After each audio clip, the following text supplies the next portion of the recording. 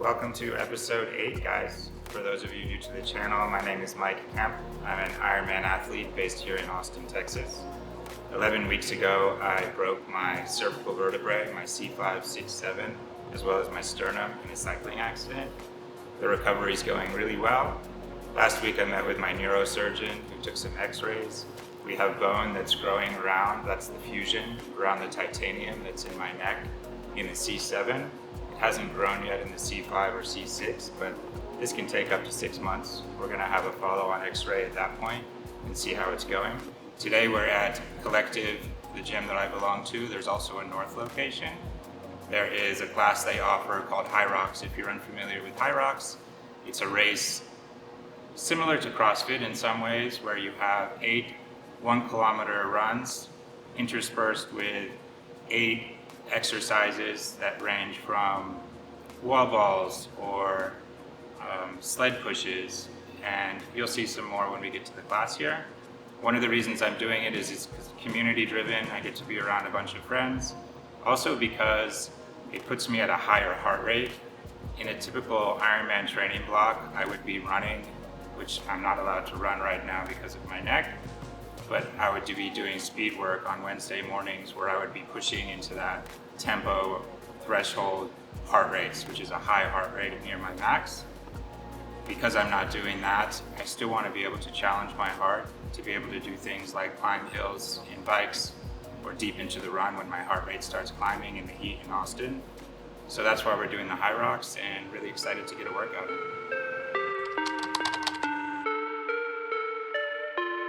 Yeah.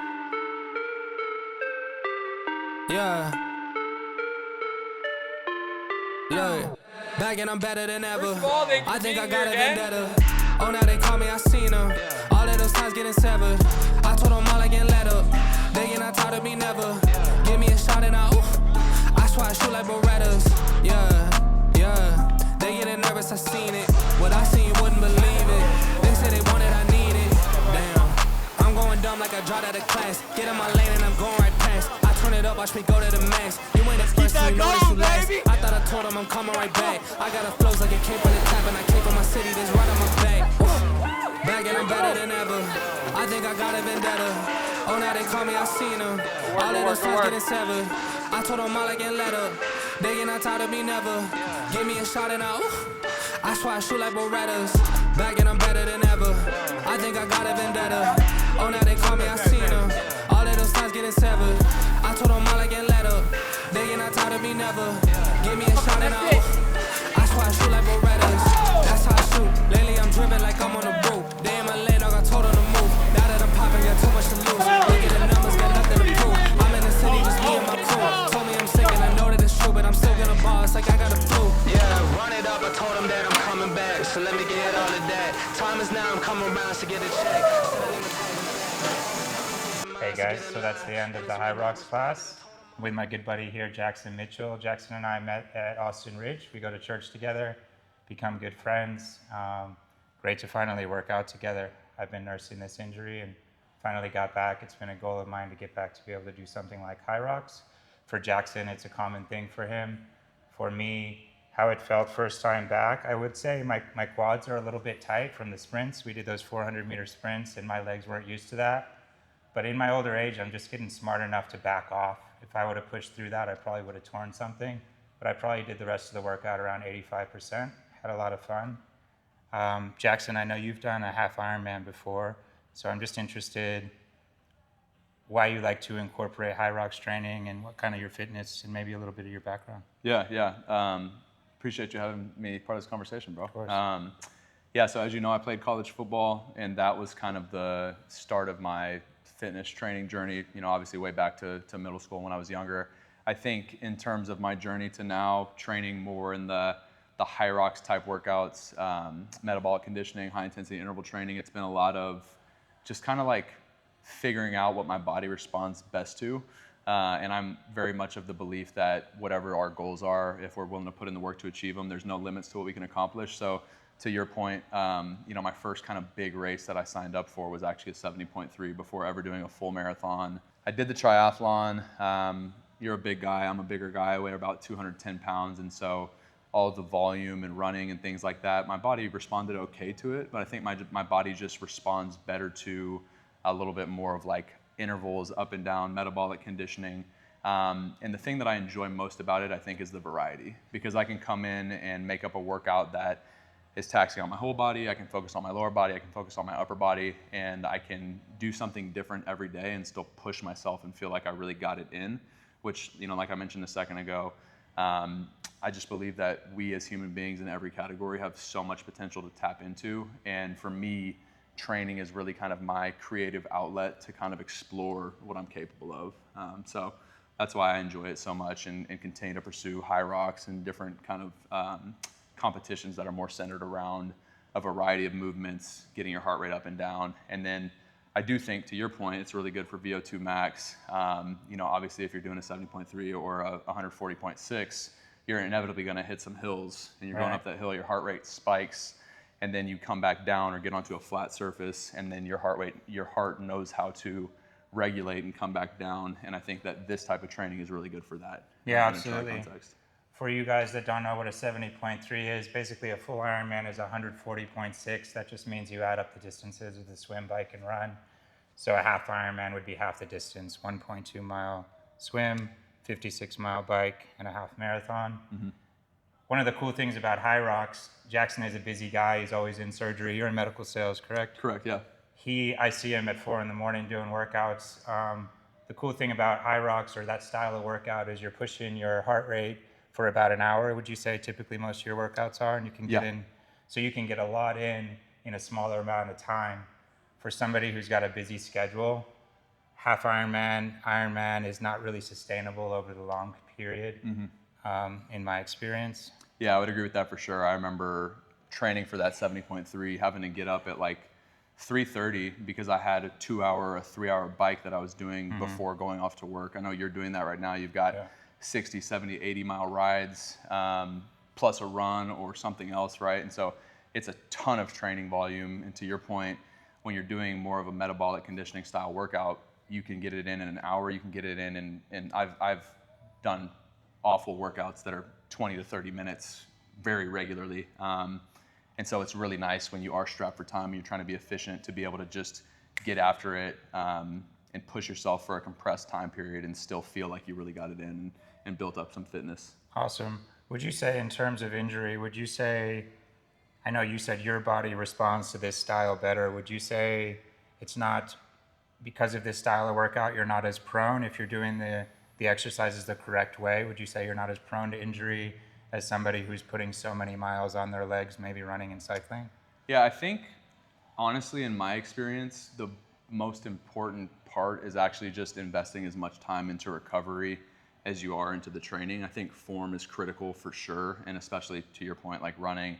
If you're running 50 plus miles a week, that's an absolute beating on your body. But for me, what I've noticed in this stage of life, and it's funny to think about when I was 18, 19, 20, 21, playing college ball and having access to Normatec boots and cold plunges and physical therapists and cryosaunas and all of this for free. What I notice now is that it's so worth the investment, and it's very fortunate at a place like Kollective to have access to some of those tools, because you have to prioritize recovery and warming up and activation of the small muscles. You have to do that stuff, otherwise you will get hurt at some point. So not only is form critical, but like the pre and the post are so critical. Yeah, and just gets more important as you age. And my coach in triathlon says the fourth sport of triathlon is recovery. Yeah, and that's something that I had to learn early on. Yeah, what I want to finish on is basically the cool thing to me is Ironman for me was a gateway. It was the first thing that I put on a calendar.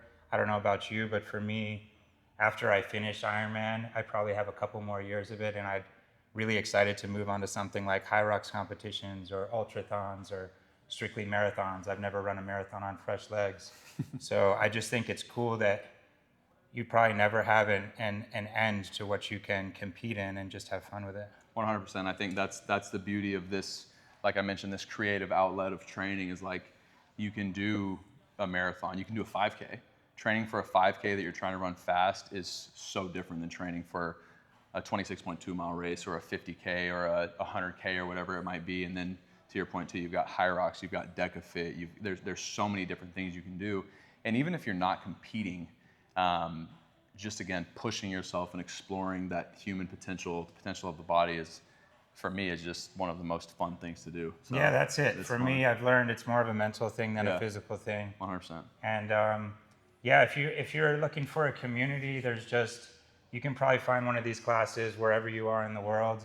I'm not somebody who honestly doesn't do many group classes, but when you're pushing your heart rate and you really need to show up for yourself, it's one that I like being around people, as you saw out there today, really cheering each other on.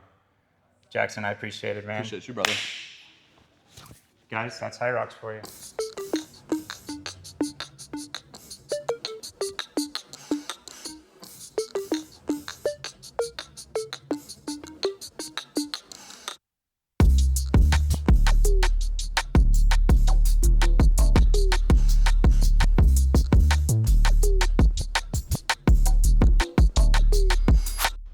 Today we're coming from Westlake Hills, which is an upscale neighborhood just west of downtown Austin. One of the reasons I like coming here as a cyclist or a runner is there are rolling hills, which you won't find too many other places around Austin, so you can find a steep incline and get a good workout. Also, the roads here are pretty safe because the families are more cognizant of pedestrians because they have small children and families. It just makes it a place where you can feel safe. I know a lot of new cyclists, if you're just starting out here in Austin, you might be afraid, or anywhere in the country or world, you might be afraid of getting in situations where there's gonna be bad drivers or there's too much traffic and you just don't know where there's gonna be somewhere safe. So I highly recommend just hopping onto Strava. You can go to the map section and you can find routes. West of Austin is just a really safe area. What I really want to talk to you about today is courage and how that helps both as an athlete and even in this YouTube channel. For those of you new to my channel, I'm very open and direct about not just my successes, but also my failures. I've faced a lot of adversity, whether it was as a teenager fighting in the war in Iraq in the Battle of Fallujah, whether it was dealing more recently with alcohol and ketamine abuse, whether it's working in private security across Middle East and Africa. So how does courage show up as an aspiring athlete? I think in a few ways. One, looking past the insecurities or inaccurate assumptions you may have as a prior athlete growing up, or lack thereof. Eliza Strickland is a friend of mine who grew up never playing anything. 18 months ago decided to start running, and to her and everyone's amazement, she qualified for the Boston Marathon and then this year absolutely crushed it. On a different note, if you've had a previous injury, I have so many people come up to me and said, oh, I would love to do what you're doing, but I hurt my knees and I don't run anymore. I'm not discounting that you have an injury that hurt you in the past or maybe even a disability, and that way you can't do things like that. But I've been told so many times from my broken leg, my broken arm, my broken neck, never to expect to do any sort of endurance training again. I have metal throughout my body.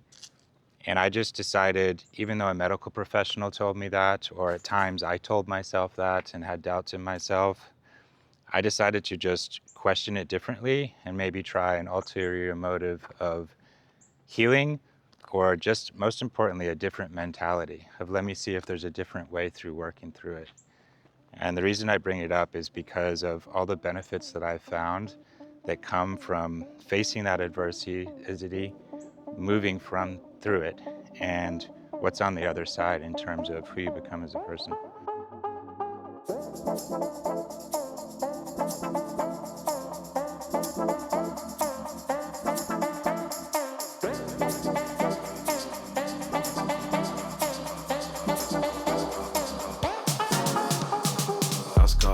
No rest.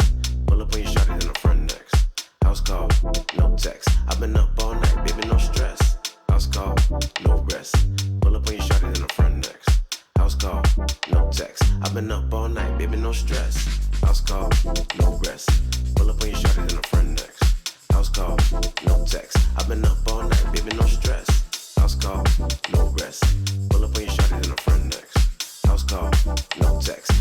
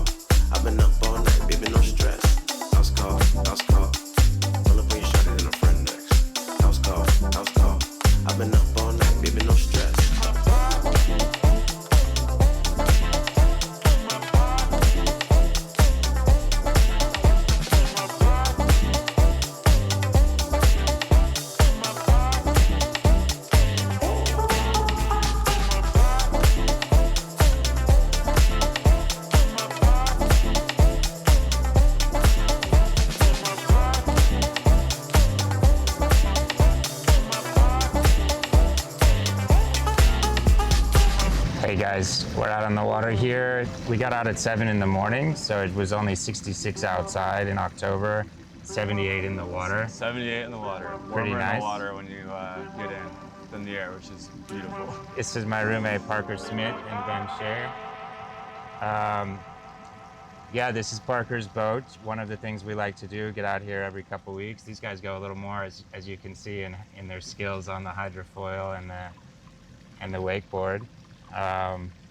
One of the things I wanted to mention was, you know, yesterday we talked about having the courage to lean into starting a business. Parker's been my roommate this past year, and he's a founding member of a healthy protein donut company called Drumroll.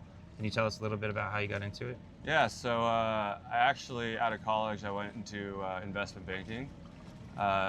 Spent 2 years working 90 hours a week, some weeks up to 110 hours, absolutely brutal. Other weeks were down to 70. It was just, this work culture that was really hard to get behind. COVID happened, and spent the second year of investment banking living in Mexico, and that really opened my eyes to, when I was living there, I met a lot of other entrepreneurs, a lot of people that were just living life that weren't stuck in an office. And it, made me realize that you could be successful and do all these things without just sticking to the, 9 to 5 and like the easy way to do it. I mean, obviously not the easy way to do it, but it's kind of like a guaranteed way to, be successful is through that pipeline. Met a lot of people, doing so many different companies and different activities.